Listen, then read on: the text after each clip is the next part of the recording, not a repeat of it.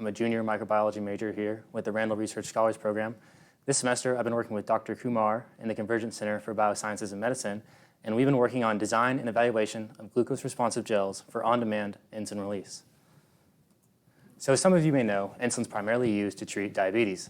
Diabetes is where the body fails to make enough insulin or it fails to respond to the insulin it has made. Insulin is a hormone that reduces blood sugar levels in the body, and when it's not present, blood sugar levels spike. This is a problem that's known as hyperglycemia, and it leads to widespread inflammation in the body and damage in several notable areas, such as the kidneys. You can see acute kidney injury, acute kidney failure. You can see neurological damage, and in more extreme cases, you can see amputations due to artery damage and even diabetic comas. So hyperglycemia is a problem. It has to be controlled. But the pitfall of this is that you can overshoot this control with your dosing of insulin, and you can go into hypoglycemia, unnaturally low levels of blood glucose due to excessive insulin in the bloodstream. Hypoglycemia has its own set of adverse symptoms, such as blurry vision, double vision, confusion, and even some more severe symptoms like seizures, loss of consciousness, convulsions, and a diabetic coma as well. So hyperglycemia has to be controlled, and hypoglycemia is just an unfortunate side effect for many of those living with diabetes and using insulin to control this hyperglycemia. What our lab aims to do is to reduce incidences of hypoglycemia while also controlling hyperglycemia. How we do this? We change how insulin is delivered in the body. So typically, insulin is given as a solution. It's just free insulin. It's injected into the bloodstream where it can spread throughout the body and begin reducing blood glucose levels. What we do is we put an intermediate in there, chitosan gels. So chitosan is this molecule you see on the top left. It's just an organic polymer, and we combine it with insulin, our drug of choice, curcumin, an anti-inflammatory molecule, gamma-rabic, which helps the whole thing to come together and form a gel, and then two enzymes, glucose oxidase and peroxidase. When you put all this together, you get this sort of semi-solid substance that you see on the right, which forms in heat, 37 degrees Celsius, which is luckily the heat of the body. And what's unique about this gel is that it's responsive to pH. Based on a decrease in pH, it'll change its porosity and it'll release its contents. So as pH decreases, the gel itself will start to release more insulin, and as it increases, the gel will seal back up and stop releasing its contents. If you can find a way to tie blood glucose levels to a decrease in pH, you have a responsive delivery system for insulin purely based off blood glucose levels. How we do this, we use those two enzymes I mentioned. Glucose oxidase is the star of the show. It takes glucose and it converts it to gluconic acid. Gluconic acid is what reduces pH levels around the gel, what triggers that porosity change, what triggers the release of insulin into the bloodstream. Peroxidase keeps the glucose oxidase reaction favorable by removing the product and turning it into water and oxygen, which can just be eliminated, and keeps its glucose oxidase from being gummed up by its own products, keeps it converting glucose to gluconic acid, keeps insulin release going strong. So how this looks like back in our model, this is glucose. You can see it associating with the gel itself, associating with the glucose oxidase on the outside of the gel. This glucose is going to get changed to gluconic acid, which is going to cause a decrease in pH, which is then going to cause increased porosity of the gel. This is going to lead to insulin release. The insulin will get picked up by the bloodstream and spread throughout the body, where it'll have its designed therapeutic effect of lowering blood sugar. Once blood sugar levels are back to a normal level, there will no longer be this increased level of glucose available for the glucose oxidase, so there will no longer be this high production of gluconic acid, and the body's own buffer systems will take control of the pH level and return it to a physiological normal state. When this happens, the gel will seal back up and stop releasing insulin or curcumin. So basically, hypothetically, what we've done here is we've stopped an incidence of hyperglycemia while avoiding going too far and going into hypoglycemia. So what have we seen so far with this hypothetical model? And this is the final ingredient, so let me jump to this. Nano-encapsulated curcumin.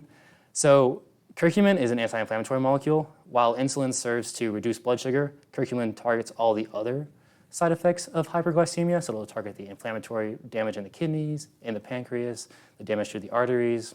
And what we're doing here is this is an increase to typical insulin formulations, which are by themselves. So not only are you controlling blood sugar, but you're also controlling the inflammatory response that does the real damage in diabetic patients. We don't just use curcumin. We actually encapsulate it in nanoparticles. This PLGA that you can see above the arrow is a nanoparticle, and millions of them form this formulation. On the right here, it's a big sphere of PLGA with curcumin encapsulated within the inside. This has a couple of benefits. You can target specific tissues. You can protect the drug from the degradation within the body. But the main reason we use it is it controls the release profile of the drug. So these gels are intended to be used over the time span of days. They just cycle through insulin release. And if you had the curcumin within the gel unformulated, it would just all get dumped out at once. You'd have a rapid anti-inflammatory response, but then it would get secreted by the body. And the next couple of days, you'd see no anti-inflammatory. The formulations allow you to slow down that response, control the release of curcumin, and a sustained anti-inflammatory response throughout the life of the gel. Now, what we've seen so far, this is a CD spectra. CD, you expose your molecule to a certain wavelength of light, and it will react differently based on the structure of that molecule. This is insulin. If you don't have insulin, you don't have anything. So we mainly focused on preserving the structure of insulin. As long as insulin isn't denatured, it will still have its intended effect in the body. This gives you a before and after picture of sorts. So the orange line is the before picture, just pure insulin before it's gone into the gel. This characteristic dip you can see at 240, 235 is what insulin shows up as. And then this after picture is the gray line, and you can see the dip at 240 is still present. It's still in the same shape. This means insulin has not been denatured, and also it's still going to have its effect in the body that we desire. So this is a promising result. It survived the gelling process. How is that insulin released? Are we seeing the glucose response that we're looking for? So in this study, this is in a simulized mammal. So it's not actually in a mouse or a human, like a clinical trial. The gel itself is wrapped in a mesh cloth, and then it's placed in a solution, either glucose solution, which is representing elevated blood glucose in the body, or just water solution, which is representing normal conditions in the body. And what we're looking for is insulin release when it's in the glucose solution, no insulin release when it's been placed in the water solution. It's in the insulin solution for 1.5 hours at a time, and then it's taken out and placed in the water solution for about an hour at a time. And this is to represent meals during the day. So you'll see breakfast, an insulin spike due to increase in blood sugar in the body. Lunch, insulin spikes due to increased blood sugar in the body. Dinner, insulin spikes. And there's also a fourth cycle you can see here. But at this point, 90% of the insulin's already been released, which is promising because we want as much to release as possible. Insulin's expensive. We don't want any of it to get wasted stuck in the gel matrix. But if you increase the loading of the gel itself, you would begin to see more cycles. So this is promising because, as you can see, whenever there's elevated levels of blood glucose, you can see elevated levels of insulin release. What are our future directions for this project? So the first step is reconstitution of the freeze-dried formulation. Since this is a pharmaceutical product, it needs to be stored in pharmacies and hospitals, and it has to do this in a freeze-dried manner in order not to spoil. The problem is this is a hydrogel. When you freeze dry it, you take all the water out of it, and that's what it's based on, is its water. So we need to find a way to reconstitute it and make it into its original morphology after it's been brought back from its freeze-dried state. And after that, the next step will be proof of concept in a diabetic animal model. In the tests we've done so far, the only variable available was the change in glucose concentration. While in a real-life human or a mammal model, there'd be 1,000 variables acting on this gel, and we want to ensure that this gel acts the same way, regardless of what it's been subjected to. The additional part of the diabetic animal model is it'll allow us to objectively measure the anti-inflammatory effect of curcumin, because we can measure the inflammatory release of the actual tissue in these mammals. So while we have no way to observe how curcumin is working in this just glass jar system, within the model itself, we'll be able to observe the effect on the tissue. I want to thank you for listening, and I'll open up to any questions. Garrett, could this gel delivery method be used for any other types of drugs? Yeah, so one of the things we're excited about is that insulin and these nanoparticle formulations are very different drugs. One of them is hydrophobic, one of them is hydrophilic. They're very different sizes. So the fact that both of these can be released, encapsulated in this gel, and then released means that there's a wide range of drugs that you can use because you got two different sides of the spectrum here.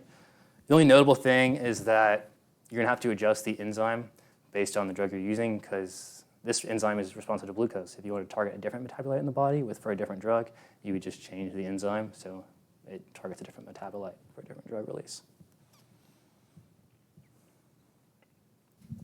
Hi, Garrett. Great presentation. I was just wondering, how closely does this type of dosing method match the body's natural mechanism for producing insulin?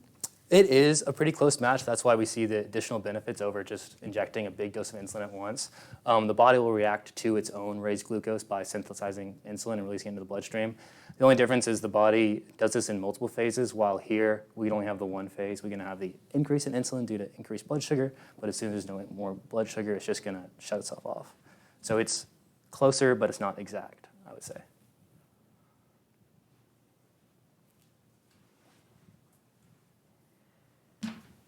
Hey Garrett, so what are some limitations or problems you've encountered with these gels currently? Yeah, so the biggest thing is obviously the reconstitution. We need to get that to work in order for it to be a viable product. The second thing is going to be loading. Right now we loaded 5 IUs on these gels, and you only see 3 phases with that. If you want this gel to last over the span of multiple days, you need both an increased amount of insulin loading capacity and then an increased cycle of insulin release. That's another thing we're working on. And then the final thing is just going to be, how does the gel itself form? Not all these gels release in the same velocity, I guess you could say. So some of them release really fast, some of them release really slow. We need a standardized release profile so that we can use this in a human and not have any unexpected release. Yes, Dr. Garrett. So I think there's 2 types of diabetes. Is there one particular that your approach is targeting, or is it? We're targeting type 2. Type 1 is just total failure to produce insulin, which requires a more aggressive insulin dosing management. And right now, I believe that's beyond the loading capacity of the drug. Type 2, you're just supplementing the insulin already produced, and then you can also just supplement the body's ability to respond to it. So mainly this is intended for type 2, because type 1, it just requires much more insulin.